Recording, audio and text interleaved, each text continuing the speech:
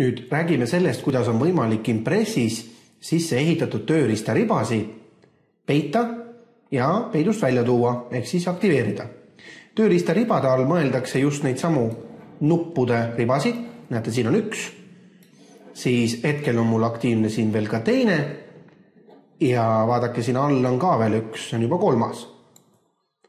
Selleks, et neid tööriistaribase siis vastavalt aktiveerida või peita, tuleks võtta ülevalt vaademenüü ja seejärel siit otsida valik tööriistaribad ja nüüd antakse teile loetelu siis kõikidest tööriistaribadest. Need, millel on siin linnukene ette märgitud, need on ka juba aktiivsed ja kui te nüüd mõnda tahate aktiviseerida, siis teete lihtsalt selle tööriistariba peale klõpsu. Ehk siis vaademenüü, tööriistaribad ja näiteks ma ei taha hetkel näha joonistustööriistariba.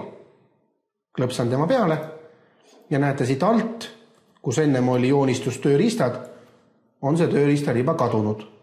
Ja kui ma soovin aktiveerida seda, siis jällegi vaademenüü, tööriistaribad ja otsin ülesse, kus ta mul on. Joonistus, klõpsan peale ja näete, et siia alla ilmus uuesti see tööriistariba. Mida siin täiendavat võiks teada on see, et väga tihti need tööriistaribad ilmuvad ka vastavalt sellele, millega te parasjagu tegelete.